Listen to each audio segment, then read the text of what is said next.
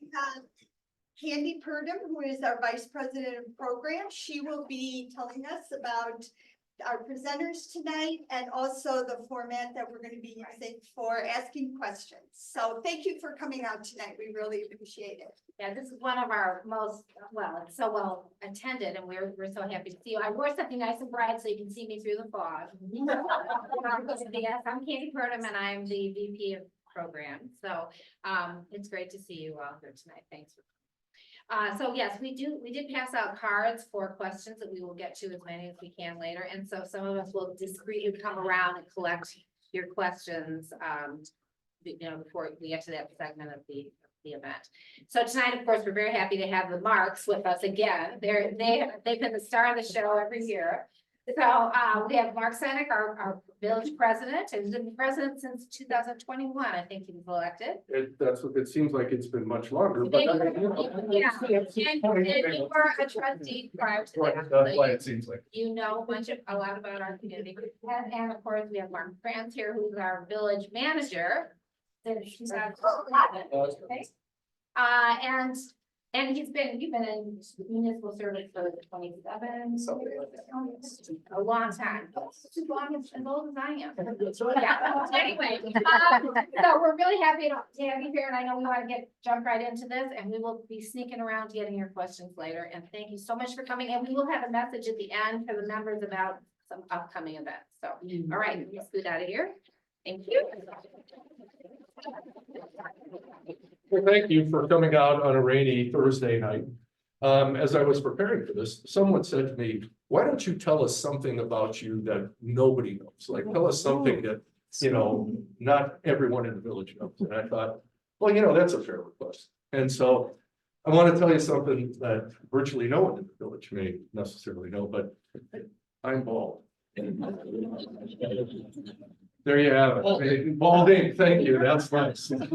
But again, thank you for coming. Thank you to the League of Women Voters for hosting. This is really a great event.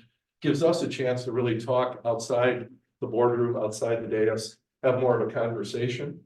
And that helps us understand what the residents want to do. So Manager Franz, we'll start it off. Yes, good evening. Thanks for having us again. I'll just talk a little bit about the structure of the village. We always kind of start with this slide just because the advisory boards are what gives the village board direction on so many things, gives staff direction on where what issues are pertinent and kind of guides a lot of what we do. So we've got last count 12 advisory boards and some, I think it's about 110, no, I'm sorry, 90 volunteers that help us do our jobs. And I think some of them are here tonight. Yeah, So probably. if you are on a commission, please stand up if you would. We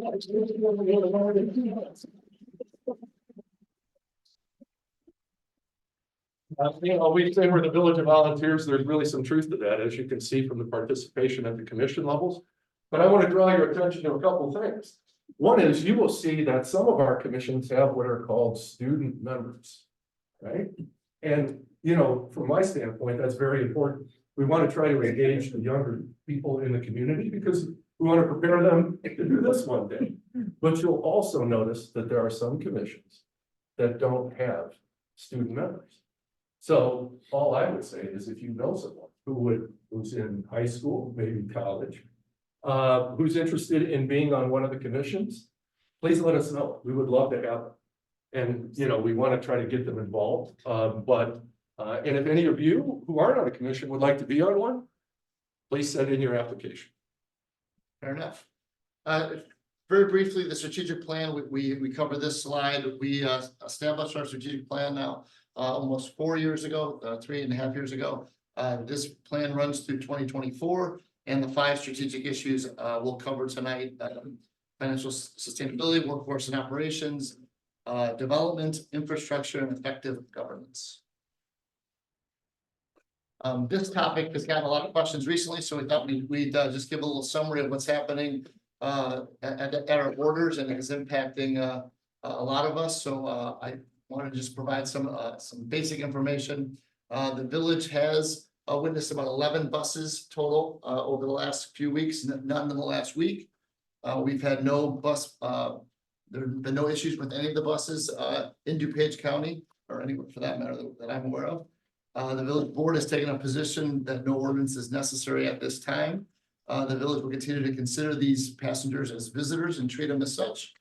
The state has made $11 million for municipalities outside of Chicago available to provide service to asylum seekers. We're evaluating if there's a need that we have. And then we're going to continue to monitor the situation, both the police department and the village board and village overall, as the situation unfolds. There's an frequently asked questions. President Senak put a nice letter together, and we've got additional information on our website. And so later on, we're gonna talk about this little bullet point right here. The state has made $11 million available for municipalities outside of Chicago to provide services to asylum seekers. Because what I want to know is what you all think about that. But we'll come back to that at the end. So give you a little chance to think about it. All right, financial sustainability. Just a few financial highlights. We are a AAA bond rated community, one of only 33 municipalities. 10% of all municipalities are AAA bond rated. Our debt is relatively small. We regularly receive the awards for both budget and audit, and a couple of our 2023 budget accomplishments. Right, and last year I told you there are 3 things that you should look for when you talk about financial sustainability in the village, and it's really simple. The bond rating, AAA, the reserve levels, all of our funds are above the reserve levels, and of course, the budget accomplishments, the annual GFOA budget award, audit awards. How many years has it been? It's probably 30. Well, the village has been awarded that award for our budgeting process. So everything else kind of flows from here, but the state of the village when it comes to our financial situation is strong. And, you know, Manager Franz was gonna substitute my picture there. But I'm still looking at it. that's still, you're still working on it. Need longer hair. Oh, yeah. You're aggressive with more hair than I have. So this just reminds everybody of how the property tax levy is divided up. We're a relatively small portion of the tax levy. We have we've got a very diverse budget. We get other revenue sources. The schools are not as fortunate. So in most municipalities in the state of Illinois, the majority of the tax levy goes to the schools. But I don't know of a lot of communities that have just 7% go to the village, and that's in part because of our fiscal responsibility. It's in part because of the fire company and the volunteer nature of that organization and other factors that allow us to be very financially frugal. Now, even though we are only 0.7 cents of every dollar, we do take that seriously. We're very sincere because we understand that the tax burden on our residents is important and we need to keep that as low as possible. And at least people think that it's just a great group of people who all get together. You will come to understand that the most recent budget that was presented to the village board and approved, I vetoed it because I thought the tax levy was enough. It was at 5.5%. I encouraged the board to take some steps to bring that down, and they did. And they've reduced it down to 2.1 with the most recent abatement. The important thing that I'd like to point out is we have some of our trustees present. That was a very collaborative, very civil, very productive discussion that benefited everybody in the village. And I can't be more thankful to the board for sitting down with staff, working collectively to bring that number down to what we think is a number that will allow us to sustain the services that we provide you, but try to keep your tax burden low. We probably should point out that there's a trustee. Oh, yes, trustee Simon. No. So I if know, anybody has any questions, they can ask trustee Simon. You just call her or him. All right, workforce and operations. I just wanted to cover a few things of note. Recruitment and retention has been a challenge for most organizations throughout the country. We are no different. But we have done, we've accomplished a few really important things recently. The fire company over the last, what has it been, about 18 months, Chris? We've completed a strategic plan, a facilities plan. We've increased our EMS staffing. There was a paramedic shortage 2 years ago. We really struggled to find paramedics. We are fully staffed at the moment, which is not something we've said a lot lately. 60 volunteers at the fire company. full-time fire chief. Chris has done a great job with the fire company. And our new contract is up this year, so Chief Clark is leading efforts to renew that contract. Police department, just a few things to know, issued body cameras for all employees. We should award those. We could, We could award the body cameras. they would not use the camera. Then we would have looked this. But that's a very expensive proposition, but it's something we were able to accomplish and budget for. Signed a new collective bargaining agreement last year, and police officer recruitment also very difficult these days. But we are close to being fully staffed for the first time since I've been here in 12 years. So we've made some real progress there. And then just a couple other things, we're really trying to focus on employee engagement so we can achieve some retention goals we have. So we completed a compensation study last year. We are giving part-time benefits to all of our part-time employees. We created a family care leave policy. We're doing succession planning in all departments, and we're going to update our personnel manual this year. So a lot of employee focused activities. Look, we benefit from having a volunteer fire department. And there's not many communities, at least in this part of the state, that do that. And, you know, that saves us what, $3-4 million a year? So we thank the volunteers who do that. Clearly, one of the issues that we will have to deal with going forward is constructing new fire stations. And how we're going to do that, where we're going to do that, and how we're going to finance that. And that is a high priority for me, and I think for this community, to make sure that the fire company has the facilities that they need to continue to provide the service that they do. Development. We're stuck on development. Oh, now we went right to development. Skip development. Yeah. All right. We've obviously had a lot of activity in the downtown, both public and private. We created a TIP district in 2012, and that has helped us accomplish a lot of the downtown plan goals, which was created in 2009. Just, you know, the reason you invest public investment dollars into an area is to try to spur private dollars, and that has occurred. 3 projects in the downtown, Avere, Apex, and Glenwood Station, totaling close to $100 million in private money, and then a public investment, the new Civic Center. We finished phase, I think I'm getting ahead of myself a little bit. We finished phase 2 of the downtown streetscape and infrastructure improvement plan, and we've got some plans for a new pedestrian tunnel and train station. So a lot of public investment as well. A lot of that from federal and state grants. So just a lot of investment in the downtown, and it needed it. We didn't do first major investment in the downtown for streets since the early 80s. So when I first got on the board, a lot of people said, what we need in downtown is a grocery store. And there was a study that was done, I think it predated my arrival. But one of the things that most of the developers or grocery store owners said is you don't have enough density to support a grocery store in the downtown. And so we did embark on adding density to the downtown, not just for that purpose, but for the existing businesses and to try and attract new businesses to the downtown. So we are trying to build up the downtown, but not overbuild the downtown. And so let me go to this one right here, my favorite, right? Apex, right? So there was a little bit of the issue with the garage. There was some falling concrete.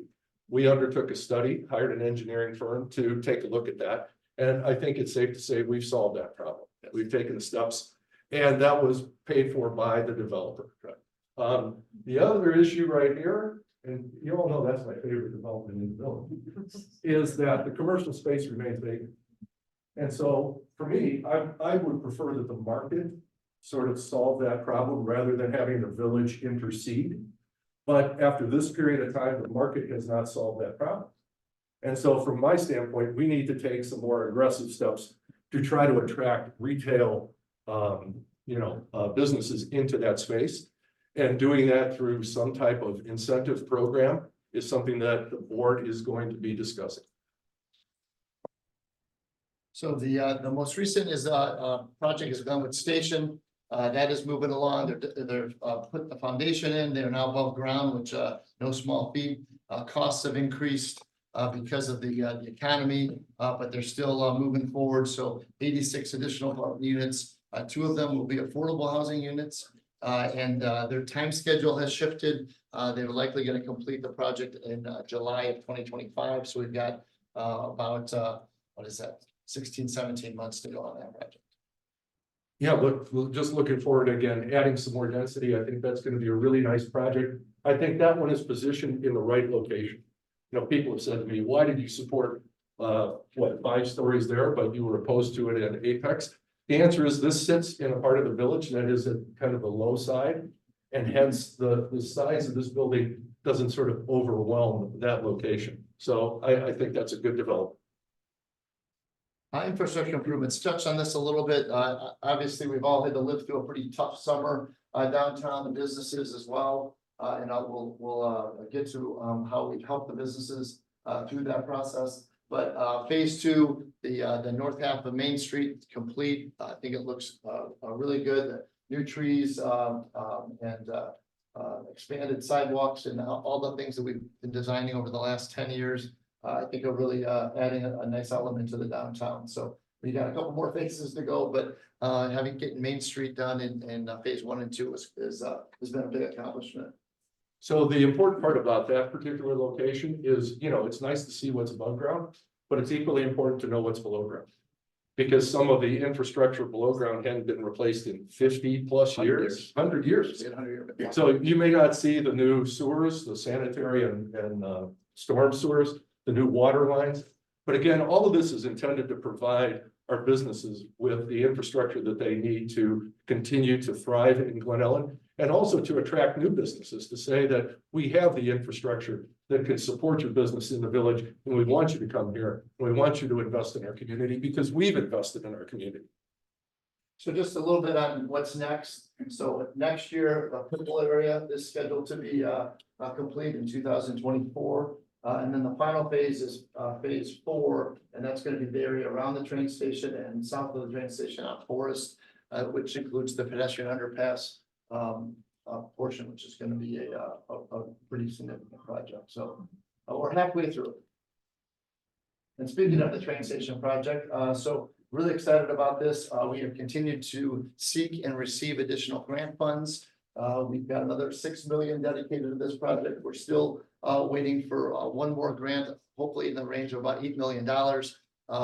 We need to complete what's called phase 2 engineering to be eligible for that those grant dollars. So once we can secure those, we can move forward with this. And phase 2 takes about a year plus anyway. So all systems go. It has not been easy, but we are moving along to finally get this improvement in place. So not my favorite project number 2. And the reason is we're short on money.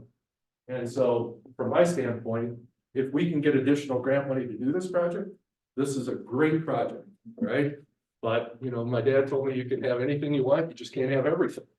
And so, again, we're a little bit short. I think we have a really good chance now with the additional engineering that's been done. Trustee Simon has helped me see the wisdom of this project. And so I am supporting this, and so until we can decide whether we can get the additional money to build it. It would be a great addition to the downtown for the reasons that we're going to point out, maybe on the next slide. Right now, why don't you go with that? Well, this is one of my favorite projects. So we went from like one I don't like to one that I really like. So US Bank, you know, what was interesting about this is when I was on the board, this property became available, and I said, you know, we should get this and create a downtown kind of town square open space. And that board said no. And so we sold the property to a developer, the folks who did the Avera project over at Wayne. That didn't work out, and it came back on the market. And so then I went back and I'm like, we should try and do this again. And I'm pleased to say that the current board and the Park District Board agreed that this is a project that would be beneficial to the downtown. For me, this has a number of benefits. One is it's just nice downtown green space where the community can gather, where we can hold events. And more importantly, this is an economic development project also, because from my standpoint, one of the ways economic development works is to bring people to our downtown, have them stay there, spend their money, and then leave. And so we're hoping that this project in particular will provide us with an opportunity to hold concerts on a kind of a permanent stage, bring the residents from the village downtown, bring people from other communities downtown, and thereby increase the food and beverage tax, the sales tax, the home rule sales tax. And when we can diversify that tax base, it reduces our reliance on property tax. And it gives us a chance to keep the property taxes low. So I'm hopeful that this is part of a broader economic development program. But I think at the end, it's just gonna be fun. Hopefully it'll be fun too. So some things that really are attractive about this site is, obviously we have the prairie path. So there's an opportunity to really take advantage of the traffic on the prairie path and tie the park into the prairie path. Forest Avenue is not heavily traveled, so it's very easy for events to spill out into Forest Avenue and the municipal parking lot next to Marinella's, into the metro lots as well, so you can have a larger event there. The underpass project will come right at Forest, so tie in nicely. You can park on one side, walk over to the event space. You can take the train from Lombard or Elmhurst to the city. And then there's additional parking at the Civic Center with the parking garage. So all those things coming together, this site does have a lot of opportunities to take advantage of those things. And through a year-long process, 9-month process, we were able to successfully get 2 village boards. That's 14 elected officials for you counting at home. To agree on this site plan. And so this is the concept that we're going to take forward to some final design process. So a pavilion here on Duane Street, facing this way, where again, the parking lots can be utilized for larger events. Cover. I think you got it, A couple other slides here. the real surprise is coming. Yeah, that's right. There it is. Yeah. Now, right? Real ice. Real ice, okay, just so everybody knows that. No, it will be a nice addition. The park district is taking this part on completely on their own to maintain this and set this up every year. But they're really excited about it, and I think that gives the downtown a whole lot of energy in the winter months when it's like this outside. Yeah, go back to what we were talking about, like economic development is bringing people to the downtown, right? And so it's a great park, but the problem we have is we live in the Midwest and, for 8, months out of the year it might work. But there's gonna be some months like today, right? Yeah. And so we started to kind of brainstorm about how we could activate this particular space 12 months out of the year. And what I didn't realize is what a long and lengthy history of ice skating exists in the village of Glen Ellyn. Olympians from our village. Yes. And so they came out and they were very, persuasive in their effort to convince the park district and the village to include an ice skating rink. And I think it's a great addition because it gives us an opportunity now to use this space 12 months out of the year. And so I look forward to getting out there and breaking probably part of my body. Yes.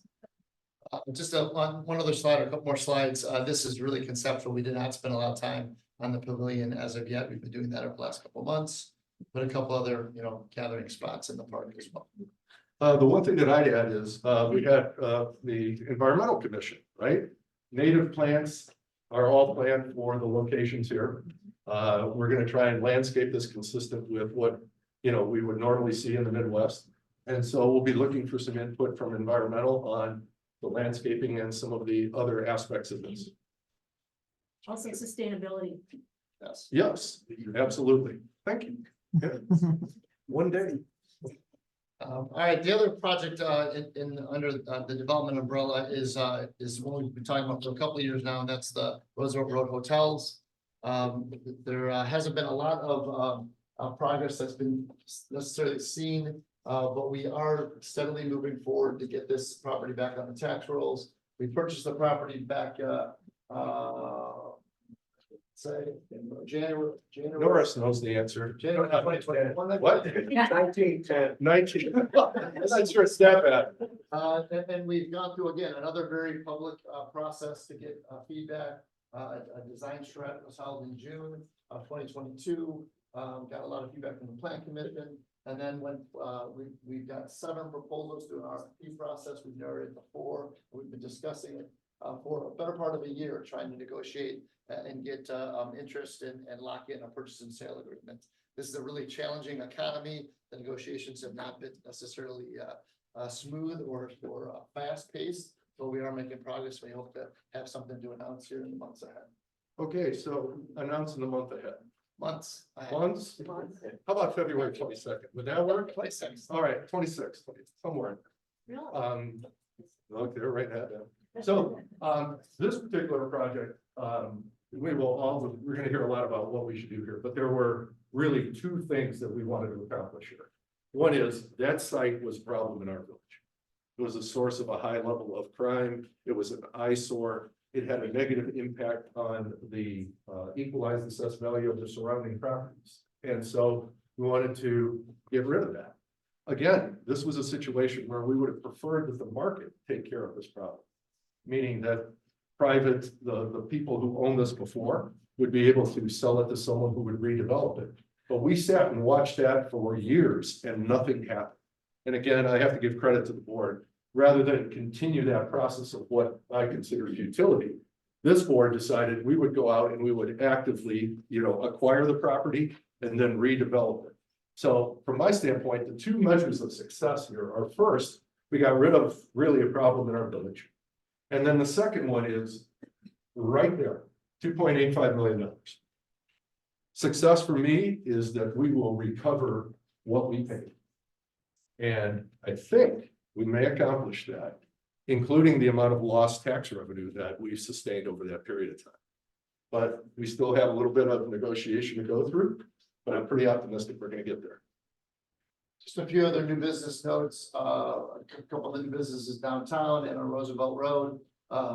Again, it's good to see a mix of restaurant and retail, and a very pretty low vacancy rate in the downtown and on Roosevelt Road. Economic incentive program. So the village has long supported helping businesses in a lot of different areas. We've got a facade award program where businesses have taken advantage of for years. A downtown interior improvement award program that's for the businesses that are old and have to upgrade some of their infrastructure. We help them. These programs have always been a kind of a 50-50 match up to a certain threshold.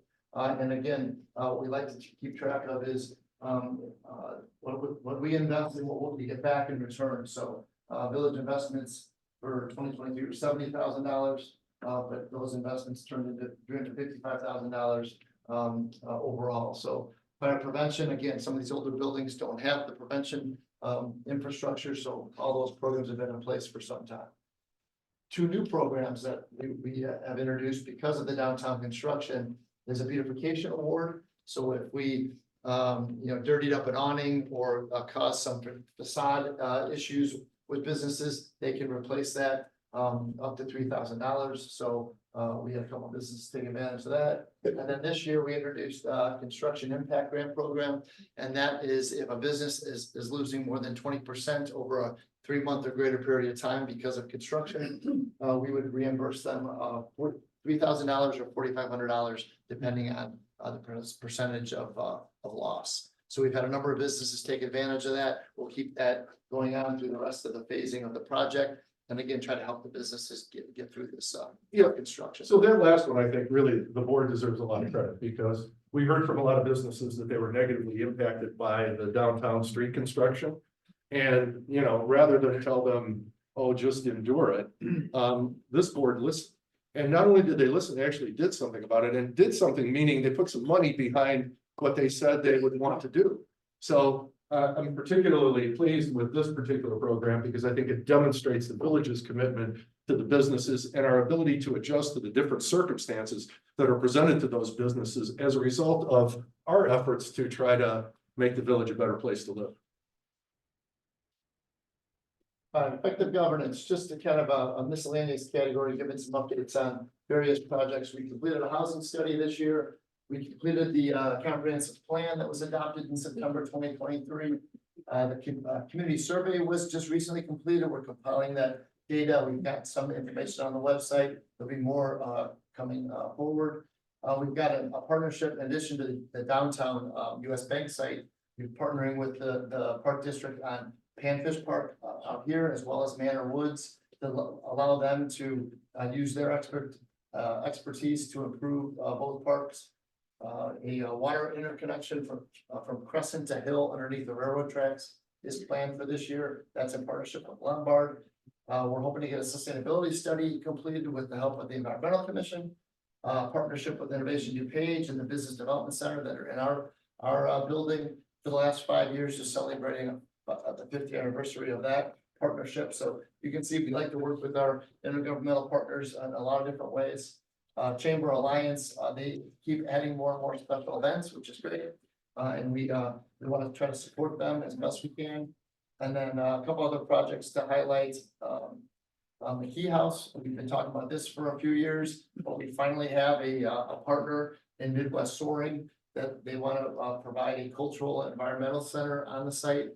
So we've got a partner in the Forest Preserve, we got a partner in Midwest Soaring, we've got a partner with the village. We just need about $4.5 million to improve the project. So we're gonna go after some grants and hope that we can see some improvement in this building after 25 years of the clock. Right, yeah, and what I think you could take away from this is what you heard Manager Franz say over and over again, which is partner. And what I think we have done effectively, and again, the board deserves the credit, we have partnered with the other governmental entities and collaborate with them. And the consequence of that has been, it's reduced the cost to the village. And we are able to do projects that the village couldn't do on its own. So US Bank, we have the Park District.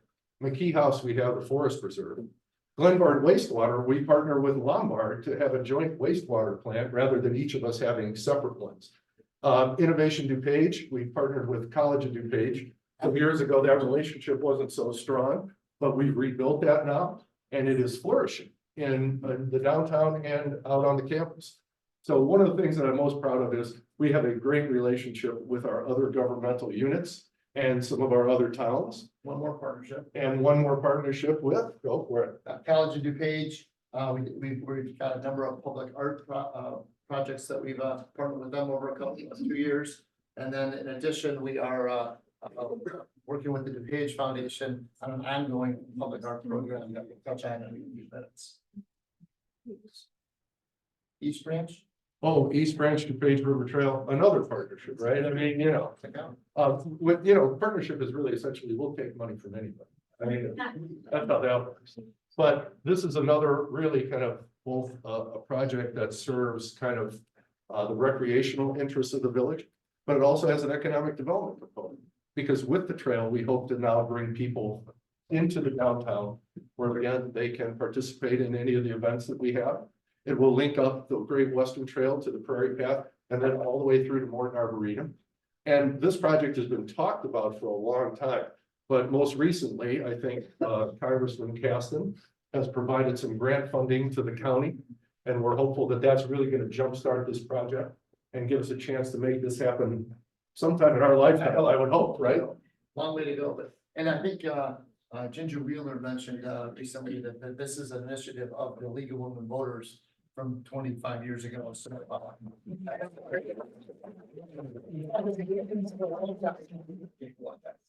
last kind of 4 or 5 slides is really on the Glen Ellyn Fund. Has anyone heard of the Glen Ellen Fund? Okay, so the news is. Well, that's like 10 more than last year. That's right. Right? That's pretty good. We're starting to make some progress. So the DuPage Foundation worked with us to set up a Glen Ellen Fund that is and these are the members of the committee. These are our liaisons, and trying to attract funding for these types of programs. So got off to a little slow start, particularly with the pandemic, but we have still accomplished a number of smaller grants through the years. One most recently for Panthers Park, actually, we planted some trees out there.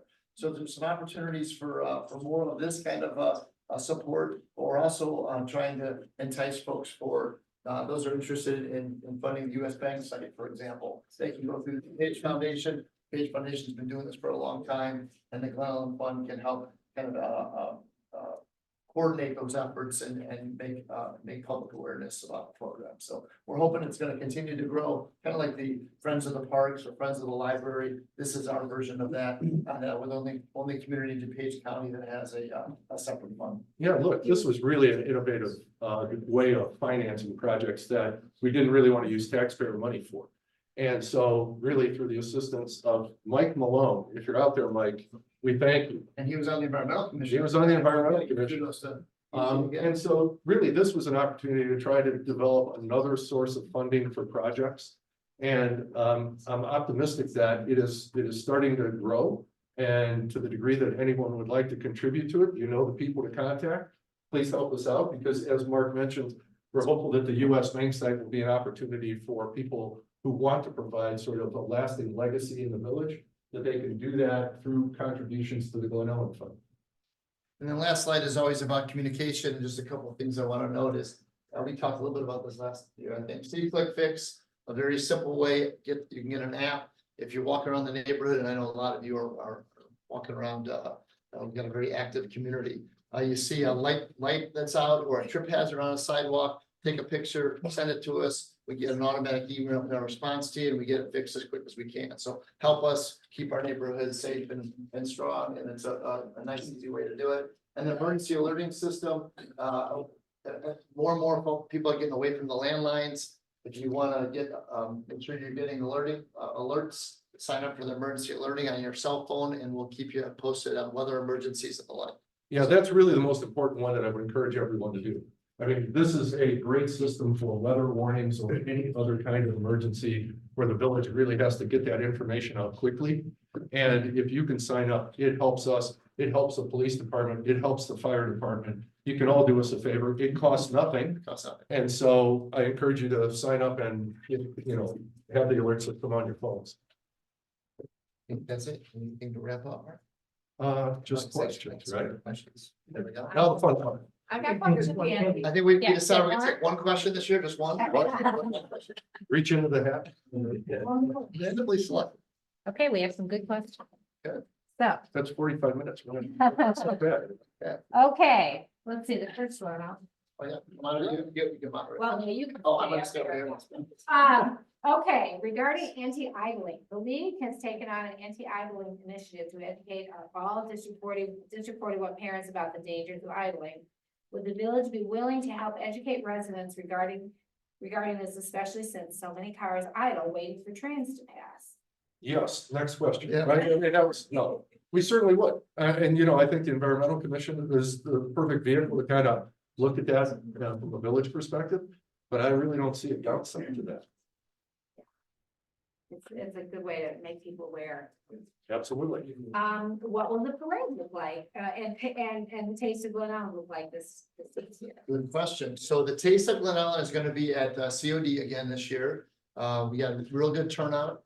It was a little more expensive because of some of the infrastructure we needed to support the chamber and building out there. But at least one more year out there, given the construction. The parade, I don't think a decision's been made on the parade yet. Main Street is open. We have to kind of play that one by ear. So, Superman will be there. of course. That's it. So how many people liked Face the Glen Ellyn and COD versus downtown? Right? Okay. So we got at least some support out there. I thought it went very well, to tell you the truth. In a good parking, Yeah. a little bit more space. So there are some advantages to that, and so it's kind of a trade. We might find ultimately alternate. Yeah. When you're downtown, when you're out at COD. I should have mentioned too, the part of the phase 3 project downtown this year is the Glenwood parking lot, kind of across from Old McChesney. That's going to be reconstructed as well. So that's really why the Taste cannot go there this year. All right. Have you considered hiring a part-time grant writer? We hired a part-time grant writer. Oh, So there we you go. we do grants a couple different ways. So a lot of grants are very specialized, and you need to be an engineer, and a lot of the capital grants are set up that way. So we've been using consultants for that work for decades. So there's other opportunities as well. We've got different departments that are aware of operating grants and have been applying and getting grants dollars for a long time. But now we've taken one more step. We've hired a management analyst that we're going to get trained and specialize in kind of monitoring those opportunities and helping the departments submit grants. We're going to be a little more aggressive. For something like the McKee House, that there might be an opportunity to find someone who's even more specialized and bring them in as a consultant. And maybe they're paid a portion of the grant that they are able to combine for us. So we'll tackle it a couple different ways. And look, there's a lot of grant opportunities out there. And certainly one of my priorities is to try to access those. We talked about at the board level, what are the other revenue sources that we can rely upon other than property tax revenue? We talked a little bit about the Glen Ellyn Fund. That's, a possibility. But obtaining grants is, there's a lot out there, both on the private sector and in the public sector. And so hiring someone to help each of the departments in the village find the ones that fit and then make those applications. We're hopeful that that's going to generate some revenue that will allow us again to keep the taxes down. All right. Can you ensure we will continue to have street parking downtown? Many of us women are not comfortable feel safe in the parking garages at night, including the Civic Center garage. Yes, there's always gonna be street parking. We're not doing away with that. Now, we've lost a few spaces because of the improvements we've made. We had to add a number of ADA spaces, which we were probably late to do. So we have lost a couple spaces, but, and we've widened sidewalks, so we're losing some of the angle parking, but certainly we want to have street parking as a component of the parking plan. I would disagree with whoever wrote that. That Civic Center parking garage, No. there's cameras on every corner. We've had no incidents there. So let me ask this, what could we do to make it more safe? From your perspective, how would you, I mean, when a couple of us walked out last night or on Monday night, we went out together because we don't feel safe in parking garages. is there I don't anything care. unique? I mean, is there any aspect of the garage that causes you concern, like the lighting or anything along those lines? Because, you Once know, Go in there by yourself, someone could be. yeah, that's something that, beyond you having guys the don't think cameras, about that. yeah, it's just a challenge. Oh, we think about it all the time. That's why we have cameras, that's why we have lighting, that's why you notice some of the garages, you go in, the ceilings are only a certain height. We made sure the ceilings were as high as we could make them, just to make it feel a little bit more inviting. We've got entrances in 4 or 5 different places. We got a phone in the elevator, so we've done a number of things on the security front. So. But if you think there's something else that we could do, or if anyone else thinks there's something else that we could do, let us know. I mean, we're more than willing to make that effort, We realize we think it's safe, but unless you think it's safe, it really doesn't matter. Okay, another question is, what kind of upgrades do the fire stations need? Because you said that you were gonna do something for the fire department. Yeah, we completed a facilities, yeah, Chris, you want to come on that a little bit? Yeah, right. Anyone can take the heat off. We completed a facility study last year, so that's kind of the guide that we're using to make these improvements. So basically, the fire stations were built in 1956 and 1972 respectively. When we were a smaller department, smaller community, and we didn't provide ambulance service at that time. That was provided. There was no ambulance service, and it was provided by the funeral home, which is interesting.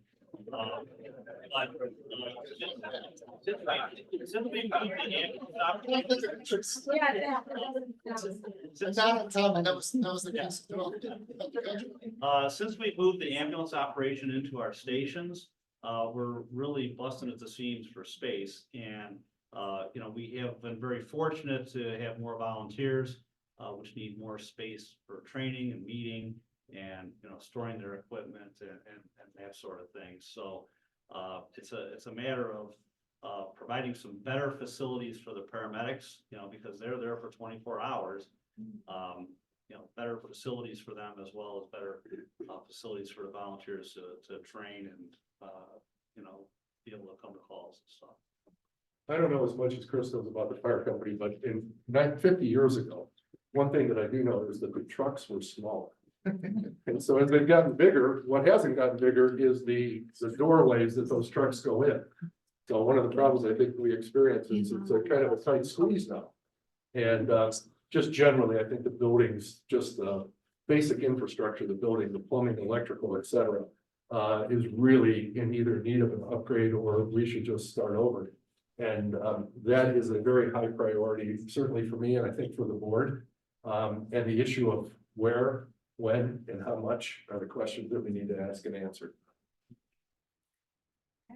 All right, and we also have some questions from our online viewers. Yeah. Oh, you did, okay. All right. Wow, where did I put them? I didn't put them in my stack here. I wasn't really paying attention.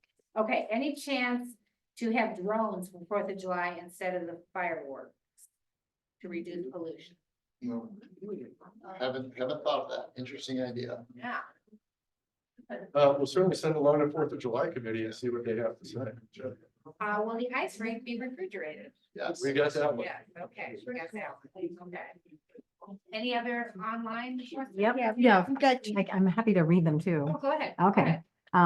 We had one, who can be contacted to discuss potential Pride Month events in Glen Ellyn. This person said when they moved here in 2020, they were surprised at how little GE does compared to some of the other communities around here. Sure. We've got special event requests coming in all the time. I think we had 85 special events or something last year. So Grant, our communications coordinator, is the person that coordinates all special events. Grant Papalauskas. Don't ask me to spell it. Okay? All right. And then somebody asked, what was the objection to COD regarding the location for the taste? The objection. What was, you mentioned some sort of objection that the trustees had, Yeah, I'm not sure there or was the an attendees objection. had. I think what they were interested in is they wanted to make sure that their property was secure. And so one of the things I think we had to deal with was the idea of providing additional security through the college. And that was an additional charge that had to be paid. No, they were great partners on that too. And I think they really enjoyed having it there. It gave them exposure to all the things that they offer. So I thought it was a nice fit there. Yeah, and like one event that's coming that's going to be really interesting, I think, is the traveling Vietnam Veterans Wall, That's right. which is going to be out at COD. And not only will be the Vietnam Veterans Wall, but also the Iraq Veterans Wall, the Afghan Veterans Wall.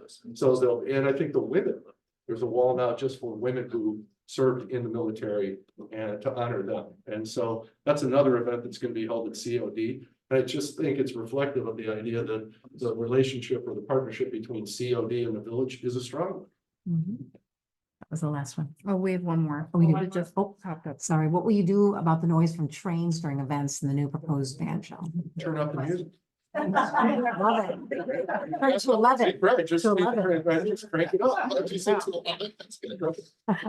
We have got that question a lot now. A couple things on that is, you know, many of our events currently are at the Crescent parking lot adjacent to the train. And yes, it's an inconvenience, but I don't think it's ruined the event. So this stage will be a little further away. And that's kind of why we put it where we put it is I think it's gonna be less impactful And the speakers will be trains. facing. out towards the train, Towards kind of the train, rounding that not out. to our- Correct. And then there'll be additional landscaping to try to buffer the tracks from the event space. And hopefully that'll reduce the noise as much as you can. But the fact is the train runs right through the downtown. There's really no place in the downtown that isn't affected by the train noise. Okay, speaking of trains, how does Metra's closing all ticket windows impact train station usage and plans for the new facility? It does impact a little bit. We are shrinking the new station a little bit. It's gonna save us a little bit of money. And there won't be a need for a ticket agent anymore. So we've made some adjustments. We also went through Trustee Simon is the board liaison to the CIC. And they've been looking at this project for about 10 years. But most recently they did a cost engineering. A value engineering exercise, sorry, thank you. And we cut about $6-7 million out of the project, but that was one of the ways we did it. And just, we were talking with Congressman Caston this afternoon, and just so you all know, one of the things that we talked about is train ridership ever going to get back up to the level it was pre-COVID. The West Line, oddly, is, from what we were told, is the one that ridership has increased the most. So we're up to 85% of pre-COVID numbers. And so, you know, there's still going to be a need for a train station. We still think that's really an asset of the village. And we want to continue to try to leverage that to increase the flow through the downtown.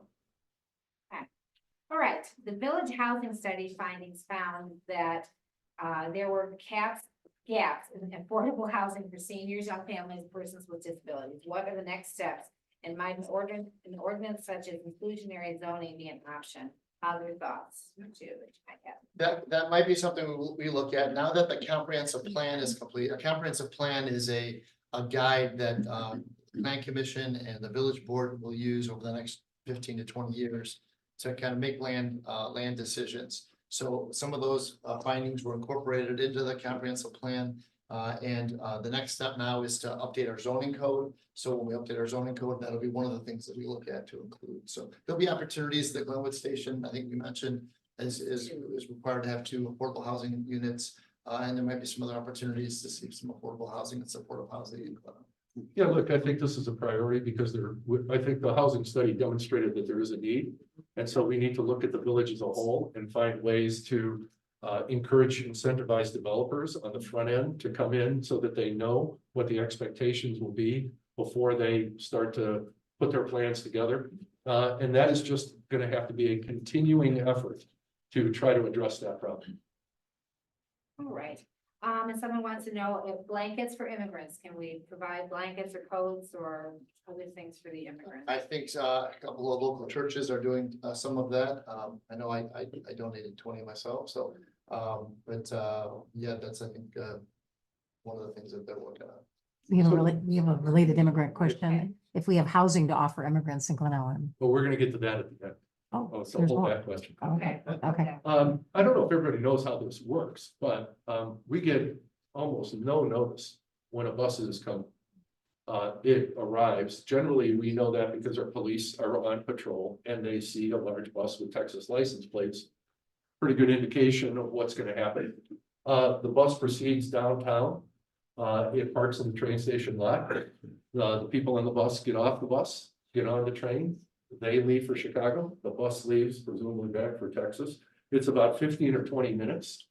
And there's really not a lot of, there's not a big window to provide a lot to the people who are on the buses. I think we had one incident where the bus got here after the last train left.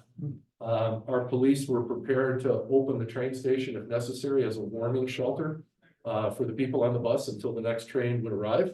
But they called the bus back. The bus came back, picked everybody up. I think they went to Mariano's to get food or that's, I don't know what they left. Came back before the first train, about 10-15 minutes before the first train, got on the train. They went to Chicago, the bus went back to Texas. So it's a great, the intent is really great. The opportunity is very narrow to actually impact the people when they're here in the village. Because they're not really off the bus, No, right? or not Not what to long. get to the train. Okay, assuming all our taxes went up. Okay, will our community tax rate remain constant or go down? Down?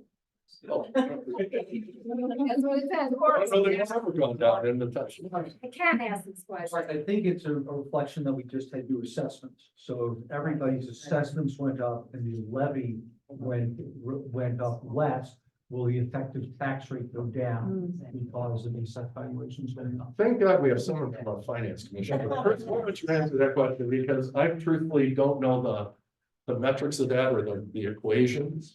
But I'm Chris Goodman, I'm the vice chair of the finance commission.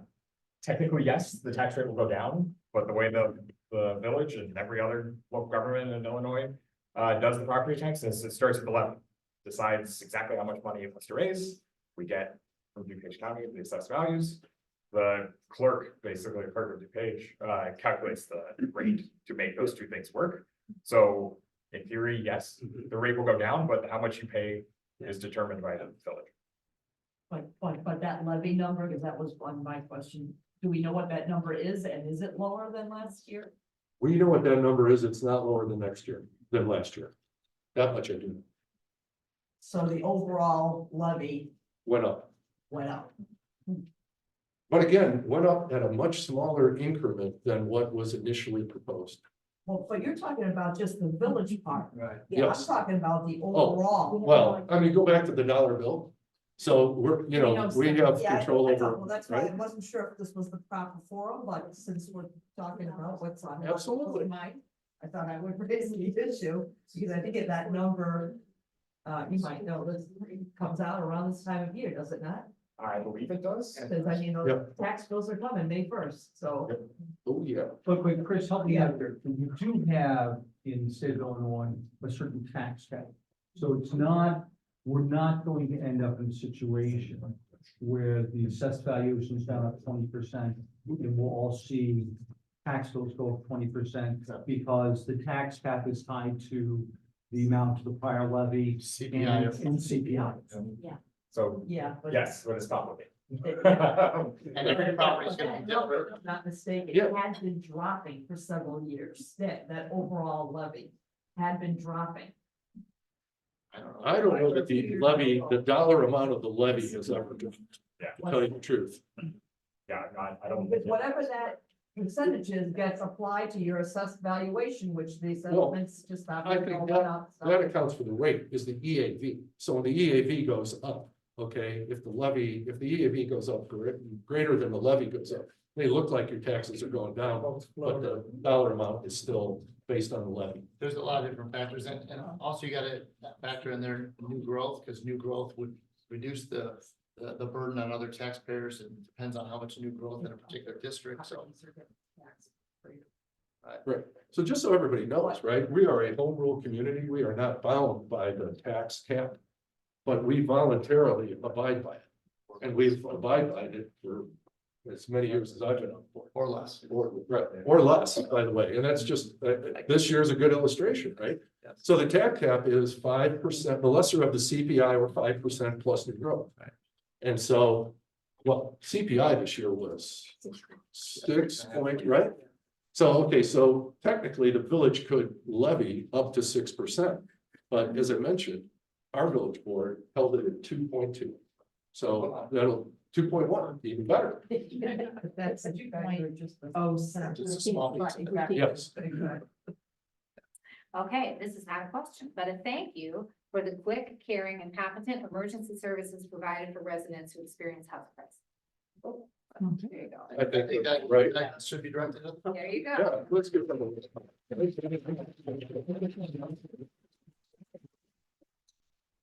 Okay, will the McKee House have a community meeting space? This is an online question. Yes, most likely it will. No, those details have not been worked out. They do have a lot of artifacts that they gotta make sure are carefully stored and protected, but most likely there'll be some type of community room there. And they wanna make sure that there's good exposure and folks coming into the facility. That's part of their mission. So can I just jump in on that? Oh, look, I love the McKee House. It's really cool. If you've never been out there, you should go take a look, take a walk around the grounds. And it is a great project for private funding. I am not really keen on using tax money to redo the McKee House. I will do everything I can to assist with the fundraising. The village will provide support for that. But the idea that we would have to raise taxes to redo the McKee House is not something that I would support. Okay. Talk about how the village works with our state elected senator and representatives to support or advance economic development. We asked them for money. No. We did it today. We asked Representative Caston, we got more projects than I think they'd have money, but. So last night we had a dinner in Lyle with 22 state senators and representatives talking about our legislative action plan. The county tries to come together through an organization called the DuPage Mayors and Managers Cooperative. And our goal is to try to use our numbers, our economies of scale here to try to lobby for particular positions. So by doing so, we're really trying to get the legislature to support the local distributive fund. So we get the full 10% that we were allotted 15 years ago back to help support our police and fire and operations. So for those of you who aren't familiar with the local government distributive fund, it is a portion of your state income tax that gets rebated to municipalities. And as Manager Franz pointed out, it used to be 10%. The state cut that down to what, 2 at some point? I think it was the low. Maybe 4. But it's back up to now 6.6. And so the municipalities through the DMMC continually lobby Springfield to continue to raise that number up, because much of that money is used for fire, EMS, police, and other really essential services. So that is an ongoing effort by DMMC, and we fully support that. Well, and you showed us all the partnerships you have with all these, Yeah. organizations and stuff. Okay, you had a few retail businesses listed in the building across from Blackberry Market. Zaza Pizza, some others. Are those businesses moving in? It was just one restaurant, and that restaurant has fallen on some hard times. The owner had a heart attack, so they're back to the drawing board. So he's okay, but they put about $100,000 into the restaurant, so now they've got to try to find another buyer. We have had some interest from other businesses, particularly a restaurant for the larger space there. you know, they talk to us and then we don't hear from them. We call them and they don't call back. But again, we've got to really develop a strategy for leasing that space. And it may require some incentives from the village to get people to come in there and really establish, you know, a business in that location. I think if we could get the main space leased, then you'll see kind of a domino effect and we'll be able to fill the rest of the spaces. But right now, I don't think the effort that's being made at the landlord level is sufficient to attract the businesses that we'd like to see. And not to go on with this, but you know, there was one business that wanted to go in there. It was a service business, your European wax salon. Ah. You know, we're really looking for retail because with retail comes retail tax. And so with the services, that's not something that really benefits the village, even though, you know, it does provide occupancy. But our goal is to get some retail in there and with that, expand our retail tax base. The other benefit of that, and why the zoning code is set up the way it is, and which it's a special use to have a non-retail or restaurant use, is because you want to have Main Street be your shopping district. You don't want to have one shopping district and then five, Service. yeah, service of whatever kind. You want to have that mix. So that's intentional and one something we want to support, and we're gonna find the right mix and we're gonna get it filled up. Okay, this says 411 Main has been vacant for years.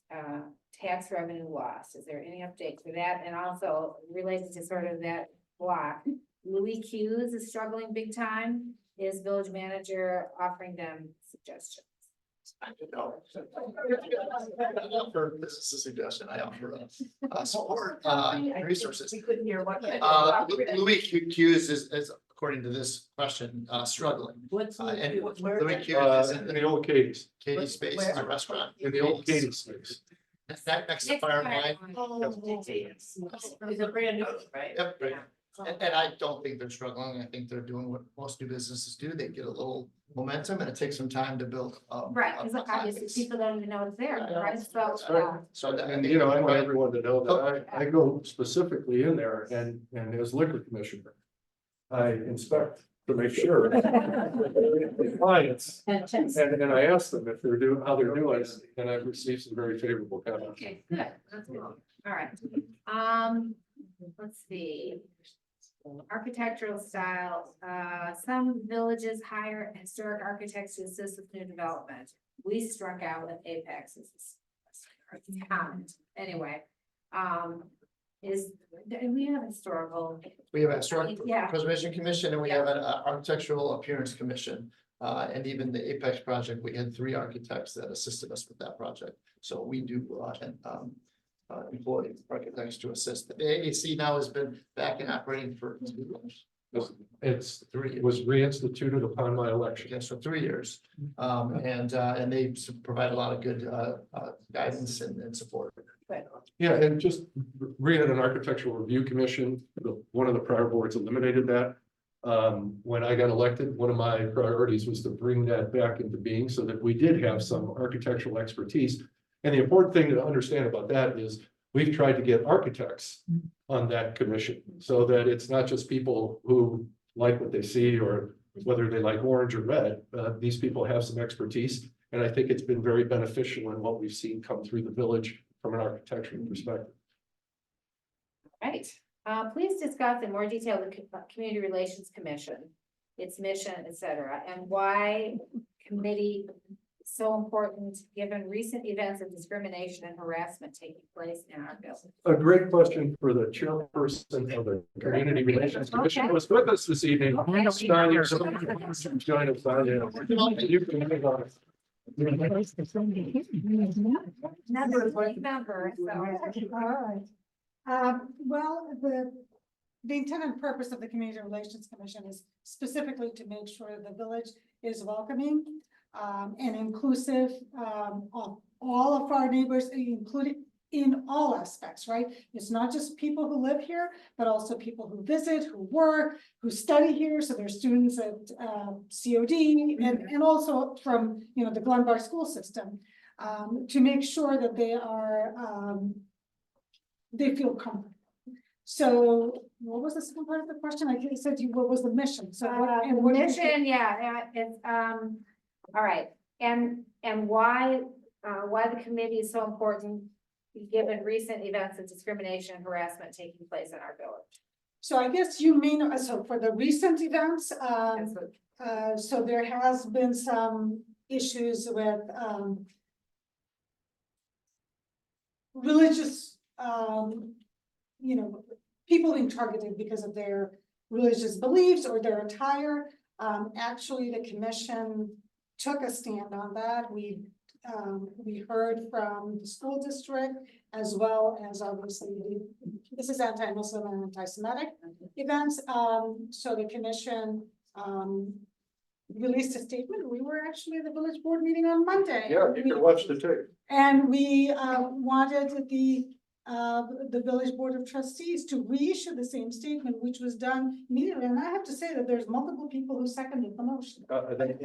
One was trustee Senak. That's right. And so it was, so we do take You a take it stand. seriously. And actually there were incidents before earlier in the year, there were some flyers left. And we also actually took a position on that and also went to the village board of trustees. So this is something that is unacceptable, that type of behavior. Yeah, the commission also will be having some events to raise awareness. That's right. And by the way, one of the first actions of the commission was to recommend diversity, equity, and inclusion policy, which was adopted by the village board of trustees. So we have a policy which never existed before. So that is one of the things that is, and like President Senak was saying, we are also, again, in the spirit of partnership, we are partnering with organizations so we can, reach a broader part of the community so that they, and help, yeah, feel welcome and learn. So we've had actually refugee experience simulations. So we had Exodus World Services and we partnered with College of DuPage. So this was like a 90-minute experience where you actually go through the steps that a refugee would go through. It's been very impactful. And if you missed the one in November at the College of DuPage, we are doing it again at the Glen Ellyn Public Library on April 20th. So if you didn't sign up the first time, please do so again. And we're partnering with COD on Afro-Caribbean event on February 23rd, whatever the Friday is. I believe February 23rd is the one. Okay.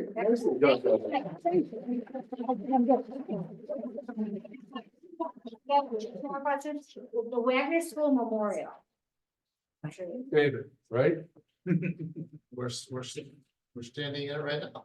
No, it was over there. Yeah, it was about a driver 5-iron. Yeah, What is? we have talked to, so Wagner School used to be where the office building is right here. Actually, when we built this building, we talked to the Historical Society about finding any relics from the school to showcase here, and the Historical Society did not have anything at the time, so. David's got it, right? I do, and I was wondering with the District 89, do a grant or something in partnership with doing a memorial? I gave you the plan with the flagpole. Yep. Stuff, and I was just thinking, you're talking grants, I was wondering if somehow we could angle that with District 89? Would that beautify parts of the village? Oh, absolutely, Yeah, I think so too. it's got a. We have a beautification, 5 years. now we'd have to expand it. Go to I the like Glen- this idea, by the way. That's a Glen Ellyn Fund kind of. That's right, by the way, another good suggestion. If you guys could steer me later on, Yeah, how we can connect the dots. Sure, that'd be neat. Cool. Awesome.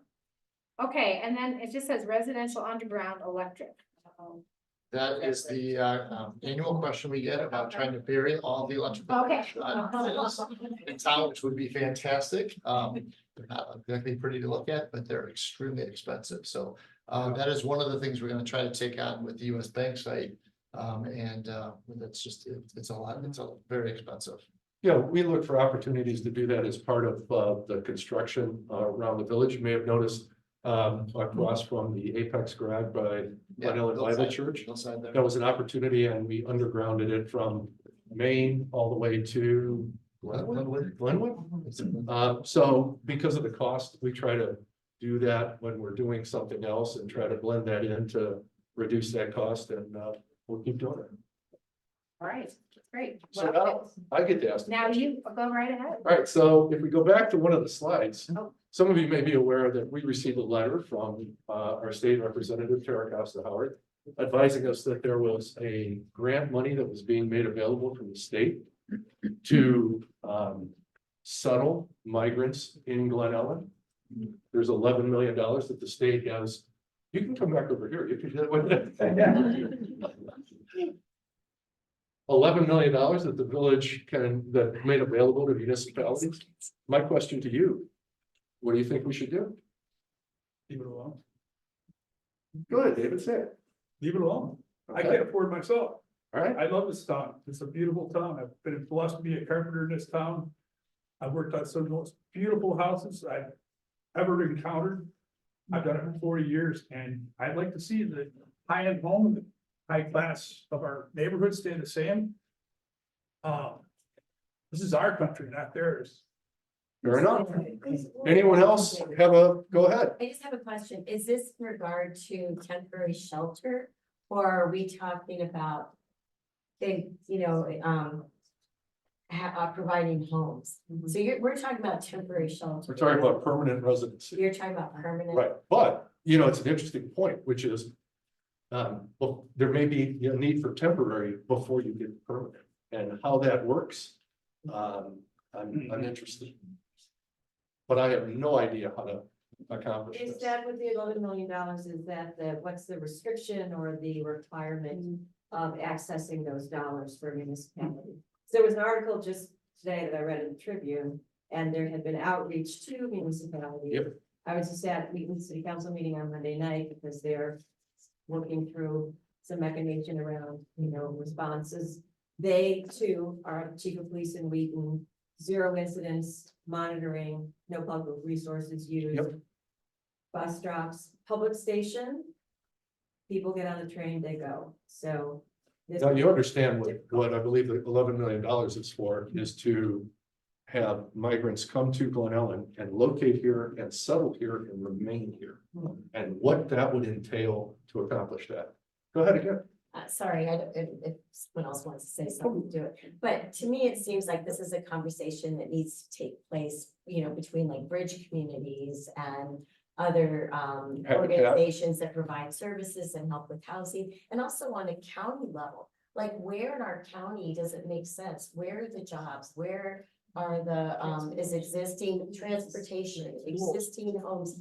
Sure, schools, and working together so that every level of government is working together and not in a silo. Because I think what was kind of scary in the beginning is seeing that there was a knee-jerk response from each individual community, and it didn't appear like there were conversations at all different levels. And so this requires all different levels working together, all the communities working together, and because I think we could be of some assistance, but not just by ourselves. Yeah, look, so the answer from the village, at least at this stage, is we've not said no, we've not said yes. I mean, we're gonna try to take a more learned kind of analysis of this to see what the cost really would be. I can tell you, I share your view that a lot of the not-for-profits that operate in the village are gonna have to be part of that discussion. The village simply cannot do this on its own. We neither have the space or really the personnel to accomplish this.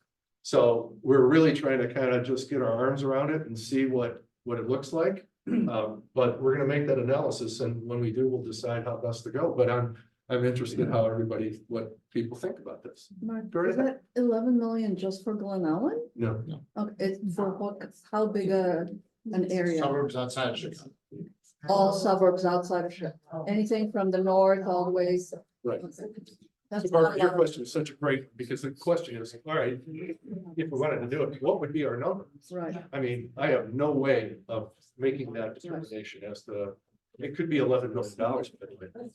So, all right, This village has a history of welcoming and aiding refugees.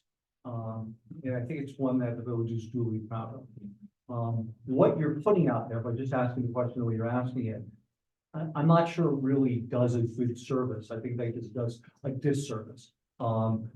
this community, when we've talked about the refugee buses, the reaction within this room has been, how can we help? How can we assist? Obviously, one community in the western suburbs cannot take on the burden of scores of immigrants and refugees, and they are distinct, and I think you all know that there's a distinction between refugees and immigrants.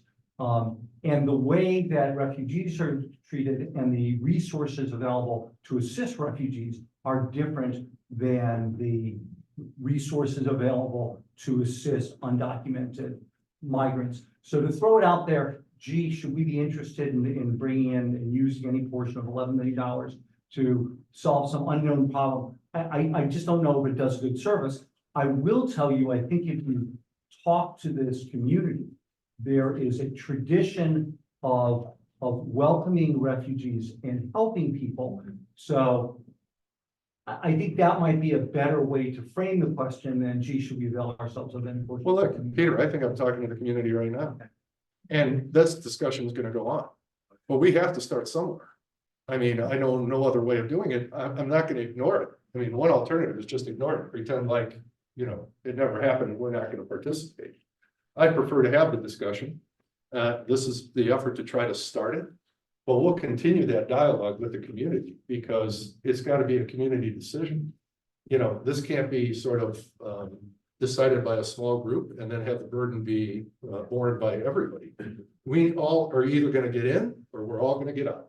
So And this is my effort to start somewhere. This is a good group to start it with. There are many in this room that are part of the two churches that have stepped up without $11 million or any dollars to say, we'll at least give coats and blankets. Yep. So, you know, there are things you can do before you take advantage. I think what Kim was saying was something slightly different, though, that if Glen Ellyn looks at how we might approach it, not only should we be talking to the nonprofits, but the other municipalities around us. Excellent point. Even Yeah. CADS is a DuPage-wide, or was a DuPage-wide initiative. Look, So that's my. this discussion has got to involve not only the not-for-profits, but the faith communities and frankly, the school districts. Because they are gonna be significantly impacted if we start to settle families in the village. Obviously, they're gonna have children and those children are gonna go to the schools. So the schools are gonna need funding. And is that part of the $11 million that we start to ask for? I don't know the answer to that, but I'm interested in this discussion. I'll tell you that much. Erica. You mentioned earlier about the DuPage municipality group. And so I'm wondering, and picking up on Kim's point, is this idea of what is the collaboration? What is the conversation? I mean, to be frank, this creates at a minimum concern, at a maximum fear. And when we react in that way, it shuts down collaboration, it shuts down conversation, which you are trying to encourage. So we look to those elected leaders and our state representatives, senators, et cetera, and congressional leaders. 2 weeks ago, a week ago, there was a letter that was sent by the congressional representatives, Kim, in one of her roles within the League of Women Voters of Illinois, provided it to us. That was very straightforward, very specific about that Congress's responsibility and certainly the president. And I heard read also that the Speaker of the Minority Senate Leader, Mitch McConnell, has said, we're not going to pass immigration reform. And so that puts all of us, and this thing of the trickle down effect, to we're having a conscious conversation, and yet our federal leaders are not leading the way they need to be, the way that we want them to be, both, whatever party we're talking about. I don't want to make this political. The reality is it's a cooperative conversation. So if DuPage managers and municipalities are talking about it, that's great information for us to say, what's the thought process around here? How are you looking at this holistically? Look, I'm really just interested in the conversation because I think there's a lot of stakeholders that are going to be affected depending upon which way we go. And they should all have the opportunity to participate in that dialogue as well as all the residents and see what we can come up with. Jeff Castle. Mark. I think that it's a topic that does deserve a lot of discussion. Unfortunately, these people are definitely going through one of the hardest times of their lives. But let's not forget about the several homeless people that live all down Roosevelt Road that I bring food to now and then. Why don't we give them permanent residency? Why aren't they given a place to live and hang their hat? It's an excellent question. I think they're not, we ought to not overlook that. A lot of guys who work 12 hours a day, 6 days a week, to barely make that. So where does it end? Question here. Hold on, we got one on the, we got I got one another. online. The questioner asked if there's a template in place to follow to include refugees in our community. Is there a success story or some sort of template that we can follow to include them? That you know Template? of? I don't think so. I'm not aware of one at least not at the village level. Maybe some of the churches might have that information, but I don't think the village maintains that. Go ahead. Yeah. What's that? Oh, world relief, yes. We have talked to them. We haven't heard from them, but we've talked to them. So over here. Go ahead. I was just gonna say, I mean, I think most people feel they wanna help. As you mentioned, it's a tradition in this town. We are one of the richest counties in the United States. There's a lot of money here. I feel like $11 million for the vast area is really a drop in the bucket. Should we be doing something? Yeah, I personally think we should be doing something. But the problem is, as somebody else just mentioned, we already have a housing shortage. We already have a shortage of affordable housing. So where do you prioritize the refugees and the migrants with the existing shortage that we already see? Another good Yeah, I question. feel like, yes, Right. we should be helping, but how do you do it? Because then you don't want to knock the other people off the list that are already needing assistance. Look, this is the dialogue that I'd like to have with the community, right? Because everybody, there's obviously been two good points that have been raised here right now. Our question is, okay, what are the questions and do we have answers for them? And if we do have answers, how much money is it gonna cost? And I don't have an answer to any of that. I think you're trying to get a sense of, do people want to see something happen? Should we be participating in the solution? Absolutely. And let's have a referendum on that. I personally. I got an election coming up. Get that on the ballot. Any other comments about this? Go I would right ahead. say, years ago, the Parkside Apartments was a designated residence place for a lot of the world relief refugees that came through. And at that time, I was the English language learner community liaison at Glenbard West. Oh, Because we had so many refugees in this community that, because the Parkside Apartments were in the Glenbard district. And I will just tell you that they enhanced our school, our community. I used to fundraise every year. Everyone gave sweatshirts to all the students to make them feel part of the school. Yep. The administrators supported it, the teachers. It made our school diverse, welcoming, and I have a very good feeling about Glen Ellyn, and then I think that we are a community that welcomes a variety of. good to hear. Any other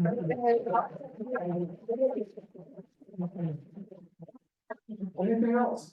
Can we brainstorm those other, other towns? So this opportunity just came out, what, maybe a week ago? No, this week. Yeah, this week.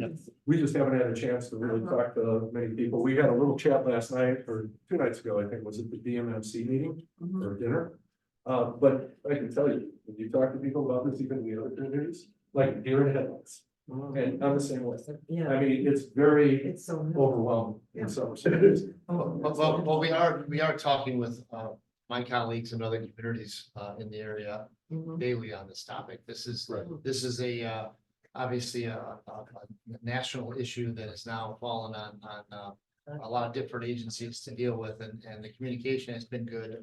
We don't have any easy solutions, unfortunately. Sonia? So I just wanted to mention more from an overall perspective, because I do read census, believe it or not, I use census data. You gotta get out, you know what I mean? I see you have to get out more. And if you read the results from, I think it's called American Community Survey, which is done annually for others, communities which actually have higher percentage of immigrants or whatever, and, refugees are economically doing better. So I just wanted to mention that this is not mine, that is kind of the findings. It is more vibrant and it is economically also more stable. Very So interesting. I just wanted to share that. Okay. That's great. Go ahead. We had it, maybe I'll let you. But It's only, No. I mean. No, but I think league members know this, and you know this because you heard it.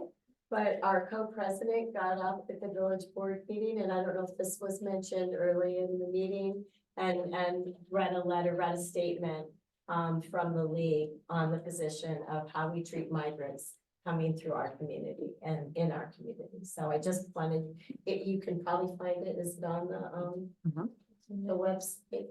It's in the video. Yeah. It's in the Monday night's meeting. So anyway, Right? yeah, so Anyone I wants to think hear it? that speaks for all of us league members. So, Okay. and thank you for doing that. Wow, this has been fascinating, and I mean, this, obviously, this discussion is gonna go on for. We'll What's gonna happen for the yeah. next year's state? We're gonna talk about it before next year. Yeah, That's- I know, that's I mean, a something lot for- will happen in the next little while, so we'll see. Well, thank you. We appreciate so much your time tonight and all of your time for coming. I do want to introduce Jane Balcomon.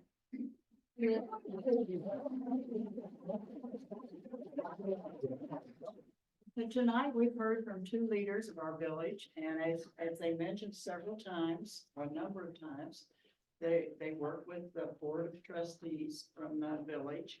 And so now it's our turn to step up and take an interest in all the local boards that we have in our community. And in October, the Member Engagement Committee issued a challenge, the one meeting challenge. And so we're asking every member to participate in defending democracy by attending at least one public meeting. So there are many opportunities. The boards of the county, the village, the township, park board, school boards, the library, and then you saw all these committees. You could attend any of those meetings. So there's a flyer on our website that tells more about it, and also you can find the meeting dates for these boards on their websites. They have to post it 48 hours ahead of time, so you can look and see where the meeting is and what time it is.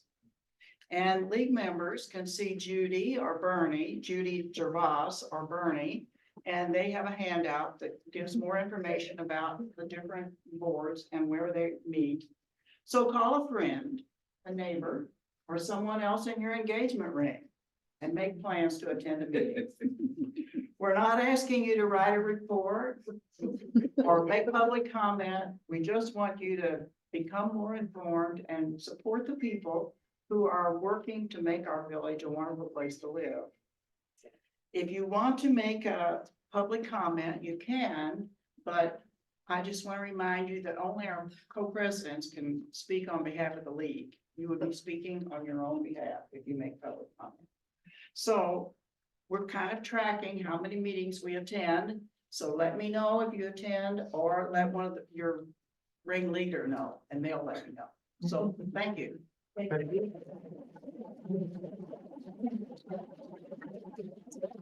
Hey, I just wanted to say that the Glen Ellyn alerts, which I did go ahead and sign up for it in this meeting. One of the alerts is meeting dates. So you can get, if you sign up for the alerts, you can be alerted to all those meetings.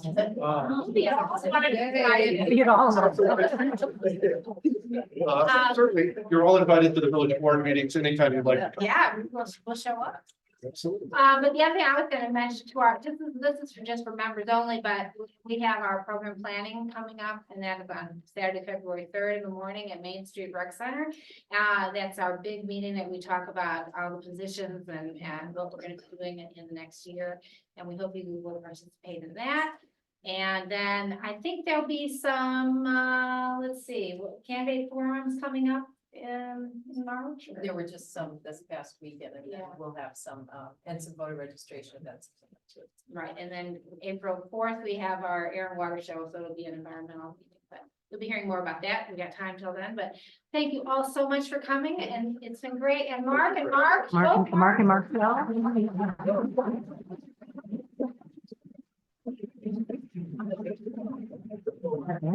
Thank you. I